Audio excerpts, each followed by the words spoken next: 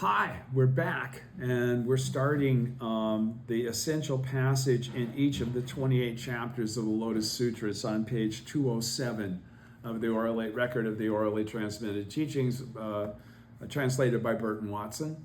And it says there's a total of 28 essential points, but then it follows that with to be kept secret.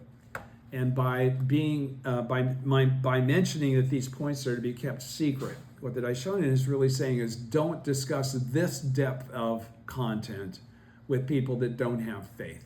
So I'm going to very kindly ask, as I have before in the past, that because what I'm reading is actually from the Daishonin's enlightenment himself, and if you reject it rather than just objectively, without prejudice, perceive or accept it or understand. Again, don't slander this by taking issue with it, all right? Or please just turn off the video right now, because I don't want to go forward with anybody that's going to experience consternation or a sense of disrespect or opposition to what I'm saying. I'm doing this, I'm taking this on my own karmic risk for the sake of trying to share it with people that may want to know it and understand it, and that have not had the opportunity to do the study that was necessary to make some of these points clear. So before I start on that, then, what I'm going to do is reinforce something that we already went through some time ago when we were discussing the Treasure Tower chapter.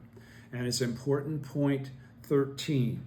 And this the substance of this important point 13 from the Treasure Tower chapter is Risoku versus Kukyosoku, which I've mentioned a couple times in the recent videos, because that's really the expressed premise or philosophical point, doctrinal point that the Daishonin is making throughout what I'm going to read here. Okay, so don't get frustrated when he keeps saying that you're a Buddha, you're a Buddha, you're a Buddha, all people are Buddhas, because he's already clarified doctrinally on important point 13 from the Treasure Tower chapter what he's referring to when he says those kinds of things. Okay, he's not challenging your perception of your life.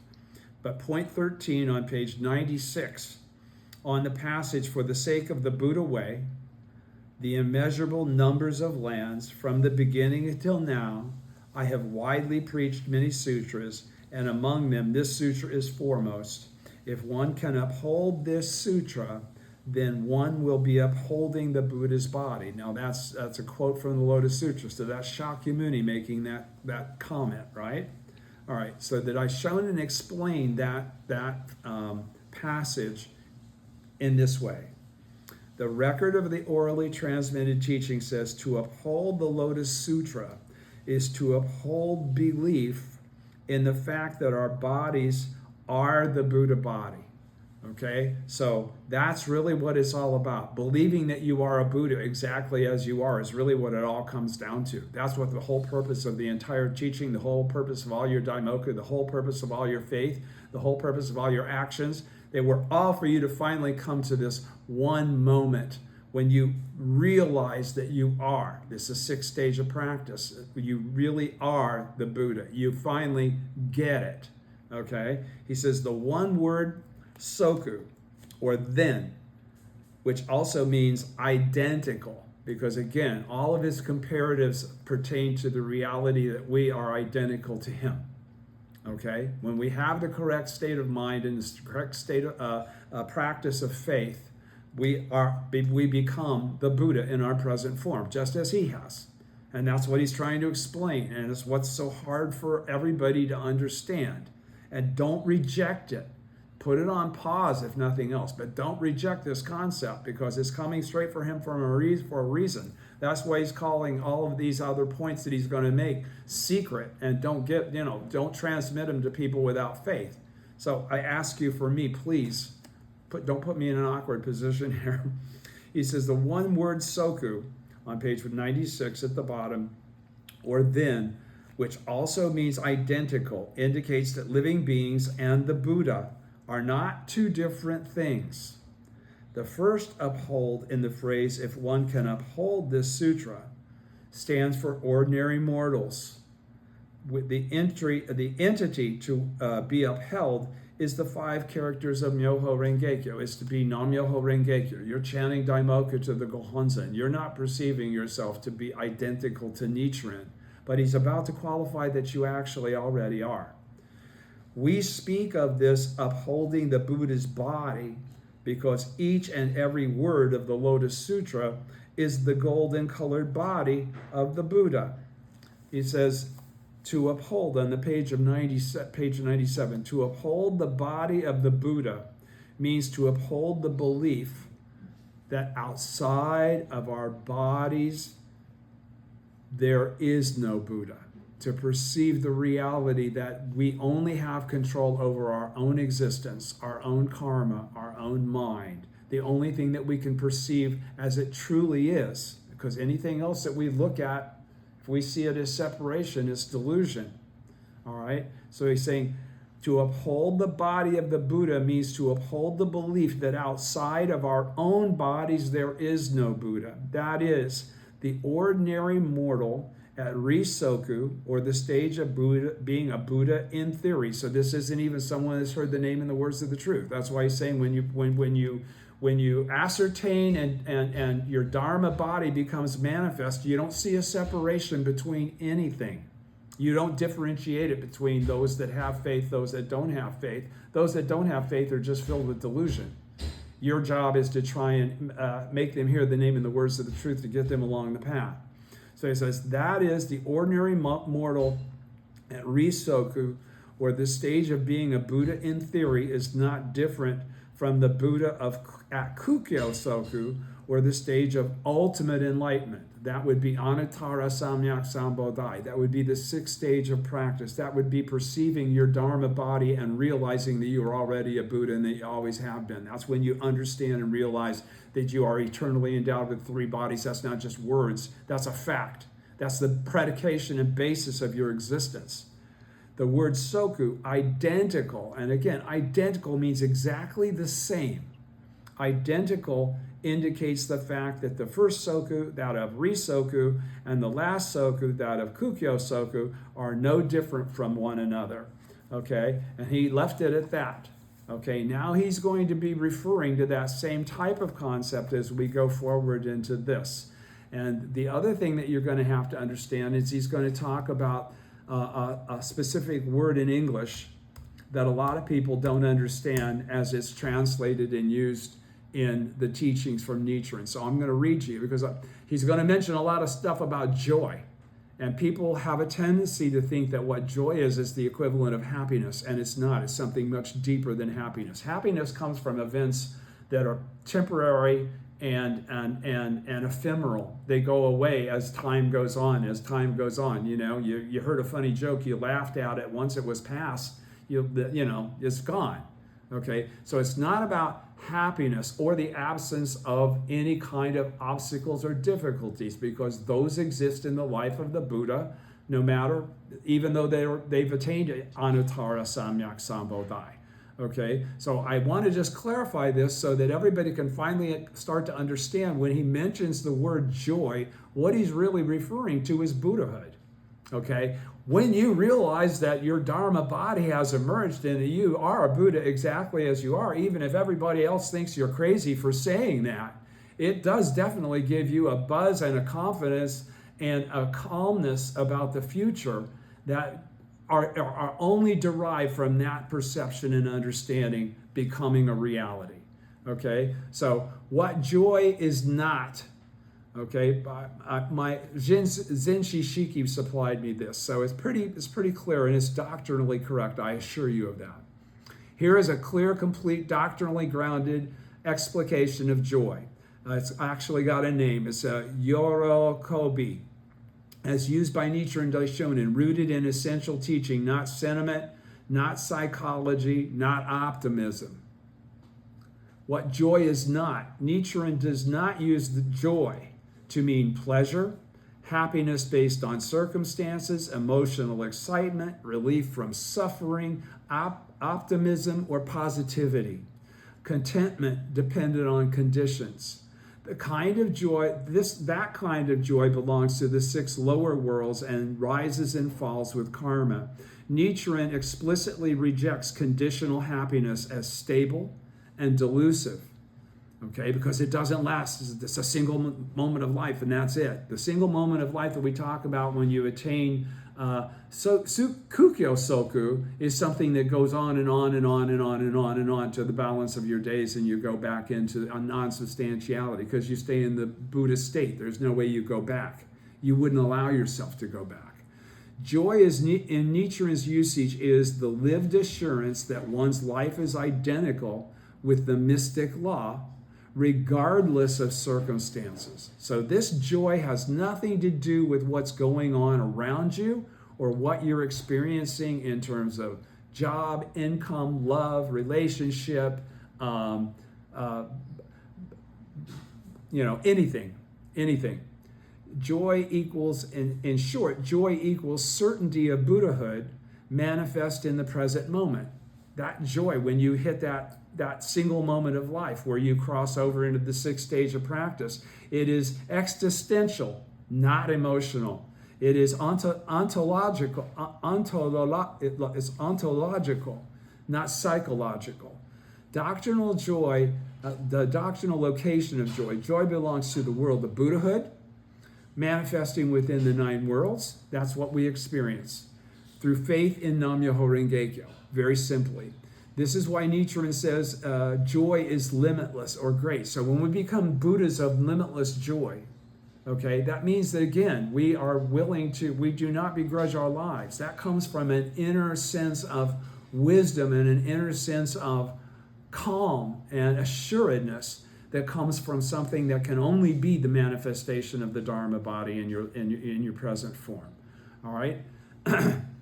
This is why Nichiren says joy is limitless or great, not because it feels big, but because it is not destroyed by suffering. That's why you can be in hell and yet feel joy. All right? It's an oxymoron for me to just use the words. You just listen to the words on the surface meaning of your not Dharma body mind. Okay? But when the Daishonin is speaking of it, he's speaking of it as though you've already transcended those limitations and that you understand what he's conveying to you. Key Nichiren passages meaning, not just quotation. When Nichiren speaks of unsurpassed joy, the greatest of all joys, or joy beyond all joys, he is pointing to this realization. Even hell is the working of the mystic law. That's why all 10 worlds are contained within the 10 worlds. Therefore, suffering does not negate joy, if it's actually joy. It might negate happiness, but it doesn't impact joy. It doesn't impact that assuredness, that calm, that resolve, that at ease with who you are. Okay, suffering does not negate joy. Hardship does not contradict joy, and persecution does not diminish joy. This all explains Nichiren's whole life. Instead, they verify it. That feeling can be there regardless of the outside situation that you're experiencing environmentally or emotionally or any other thing. That's what separates whether or not you've actually crossed over into the 6th stage of practice and you've discovered or activated your Dharma body. Joy versus happiness, critical distinction. Happiness is condition-based. Joy is law-based. Happiness is emotional. Joy is existential. Happiness is temporary. Joy is indestructible. Depends on the results. Happiness depends on results. Joy exists before results. Happiness ends with loss, and joy deepens through loss. Nichiren's joy does not wait for victory. It exists because the law is already victorious. Joy and faith, the essential relationship. Nichiren defines faith as belief and understanding that grow together. Joy arises only from this loop. Faith deepens, understanding deepens. Understanding deepens, faith deepens. That loop. This this spiral produces awakening, not emotion. That is why joy is not static. Joy is a dynamic awakening. Joy in the sixth stage of practice. In the six stages of practice, joy is not reserved for just the sixth stage, but at the sixth stage, joy becomes unshakable certainty that one has always been a Buddha. So you can experience this joy and not have attained the sixth stage of practice. But when you attain the sixth stage of practice, joy is ever present because it's the certainty of your Buddhahood. It's not a maybe, wish, I wonder if I still am. There's no confusion about it. This is why Nichiren states plainly, ordinary mortals, just as they are Buddhas, which he's going to say over and over again as I begin to read this. And I don't want you to get tired of hearing it. I want you to understand what he's really trying to say to you, what he wants you to grab and hold on to. Joy is the felt certainty of that truth. Why Nichiren calls this joy and not peace, because peace can be passive, peace can be withdrawal, peace can be neutrality. Nichiren's joy is active, combative, and propagative. That is the joy of the votary, the bodhisattva of the earth, the one who acts because the law demands expression. Functional design for the unawakened. Here is the plain language operational definition I asked for. Joy is the confidence that whatever I am experiencing right now is the very means by which my Buddhahood is being revealed. He's going to get into all that. No escape, no denial, no postponement. You are the Buddha exactly as you are already in this moment of life. Now, will you just realize that? If you do, you cross over. Final condensed statement. Joy in Nichiren Buddhism is the lived certainty that one's life is identical with Nam-myoho Renge-kyo and therefore cannot be defeated by suffering, circumstance, or death. That is why Nichiren could write with joy in exile, under threat of execution, surrounded by death. Not because he felt good, but because he knew who he was. If you want, and I'll stop there. If you want, I'll continue now on page 207 of the Record of the Orally Transmitted Teachings with the essential passage of each of the 28 chapters of the Lotus Sutra. I hope you took to heart what I just read to you, and I will discuss other situations more before I continue reading in the next video. Translator's note from Burton Watson. In this section, a passage from each chapter of the sutra is explained basically in four ways. They are glosses on the right, glosses on the left, although not all the points are going to have glosses. Alternative reading is the third way, and fourth is summary. Not all of these are given in each chapter. Glosses on the right and glosses on the left are the notes put on both sides of a passage in classical Chinese, written vertically. Pardon me. Alternative reading is the way Nichiren reads the passage from the viewpoint of his enlightenment. Finally, a summary is given to convey the essence of the passage as Nichiren sees it in light of his teaching. So when you read this yourself, it might almost be easier if you start from the summary and go backwards before you start to read with the glosses on the right and the glosses on the left, because these are experiential qualifications that are unified if you understand the teaching. And so that's the basis of what he's trying to establish by having written them vertically, and they're like notes for your mind to perceive before you get into the depth of what else he's saying. So introduction, text. This is going to go through the 28 chapters of the Lotus Sutra. We're not going to do them all today. We're going to do about 30 minutes worth of video, and then we'll stop, and then we'll continue again from there. Introduction. So this is from the introduction chapter of the Lotus Sutra, from the introduction chapter of the orally transmitted teaching, actually. This bodhisattva virtue storehouse has already fully understood in his mind the true aspect that is without outflows. Now, for me, that would mean then that immediately that he is qualifying that Bodhisattva's virtue storehouse is already fully understood Nam-myoho Renge-kyo, because that's what was just described in those following words, the true aspect that is without outflows. Glosses on the right. without outflows, the 10 worlds. In other words, they're eternal. True aspect, to understand for the first time, to truly understand for the first time. Glosses on the left, without outflows, the wonderful law, also eternal, synonymous with the 10 worlds. They exist together in a manifest state. Because the 10 worlds exist, the wonderful law is present. And then true, the eternal from this aspect, the true aspect that is without outflows. True, the eternal and unchanging truth. He's talking about Nam-myoho Renge-kyo, of the original state. Aspect, the truth that functions in accordance with changing circumstance. The same truth that we carry around in our reward body and perceive on a daily basis as we make our way through the 9 worlds, through the phenomenal realm, through our day-to-day karma as common mortals. All right? Alternative reading.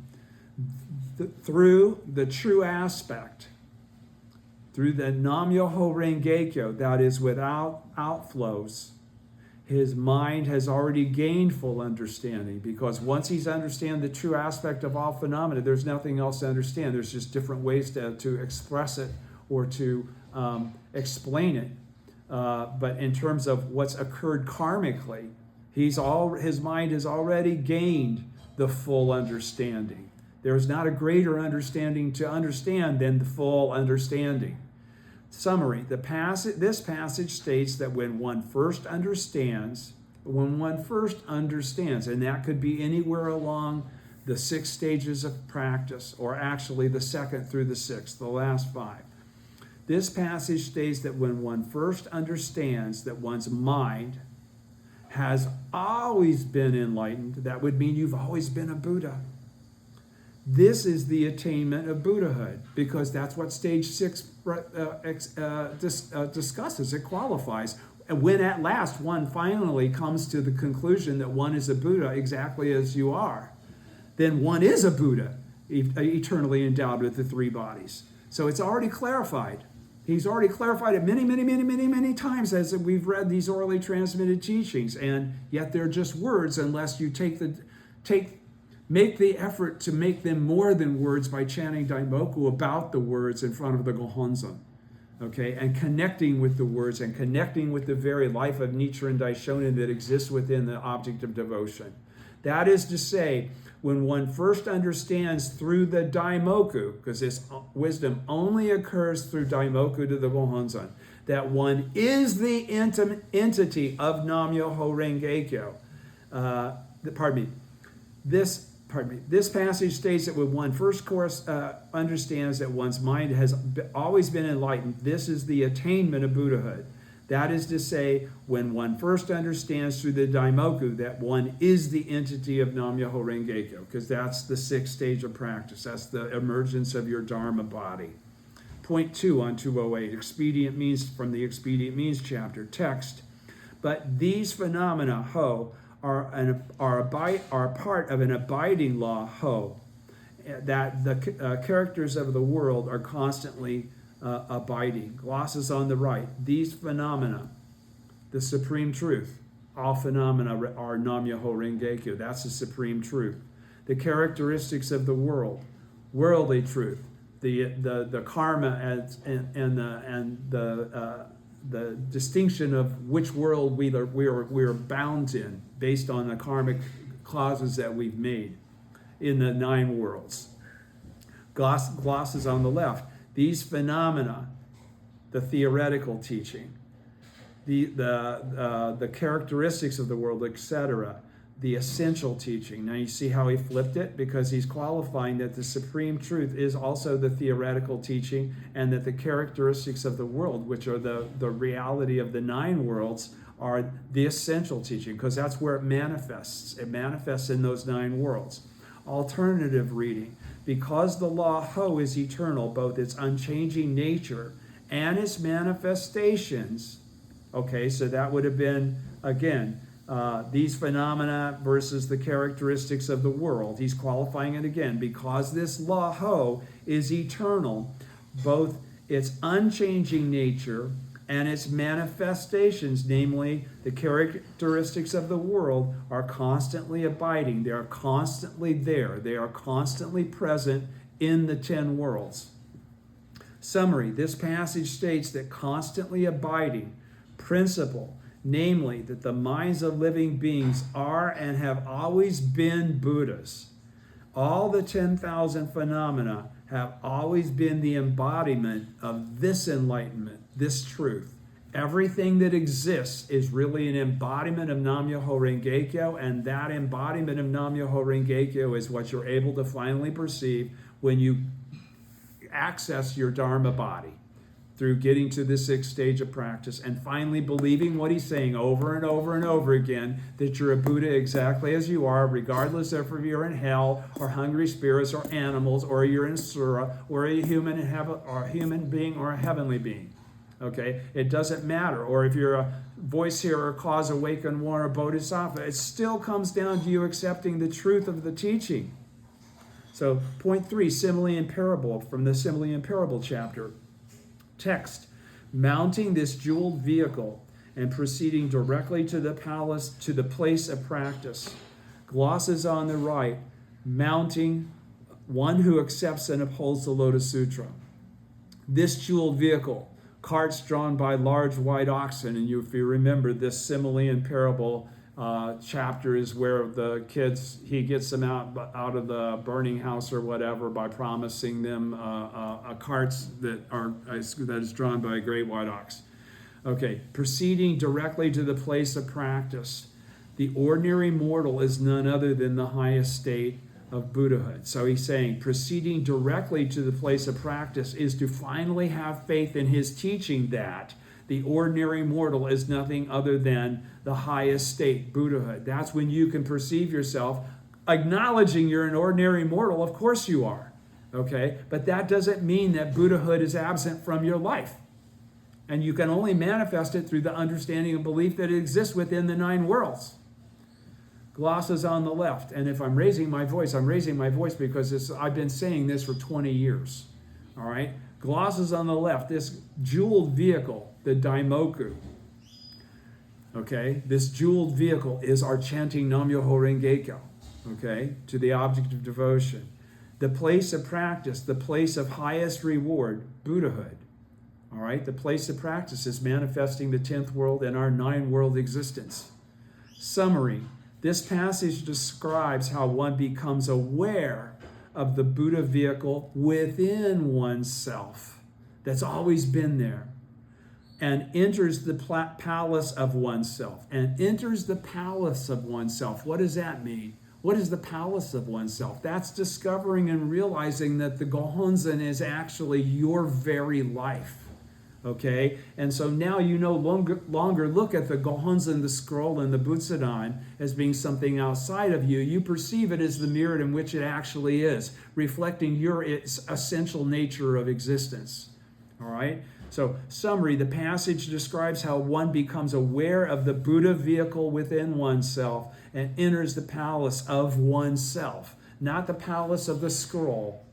Chanting Nam-myoho Renge Kyo is what is meant by entering the palace of oneself. Chanting Nam-myoho Renge Kyo is what is meant by entering the palace of oneself. From the Belief and Understanding chapter, point 4, text: this cluster of unsurpassed jewels has come to us unsought. Glosses on the right: this cluster of unsurpassed jewels, the 3,000 realms in a single moment of life, Ichinen Sanzen. Glosses on the left: this cluster of unsurpassed jewels, the Daimoku, which is synonymous with Ichinen Sanzen. Ichinen Sanzen is the inclusion of Buddhahood within the 9 worlds. That only comes from the addition of Nam-myoho Renge Kyo to the mix of what you're practicing and understanding. Has come to us. It is ours as a matter of course. We claim it because it already exists in our lives. It's not given to us. It's not something that we attain. It's something that we reveal. That's why has come to us. It is ours as a matter of course. It's a matter of course that we go from hearing the name and the words of the truth to the 6th stage of supreme perfect enlightenment.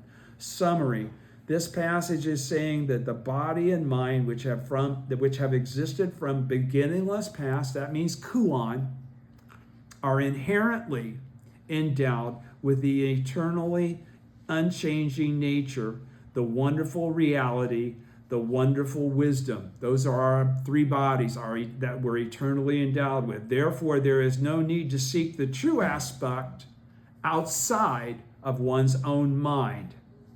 Nam-myoho Renge-kyo is what has come to us unsought. And with that, I will stop and we'll continue on 5 Parable of the Medicinal Herbs on page 209 next time we get together. Thank you.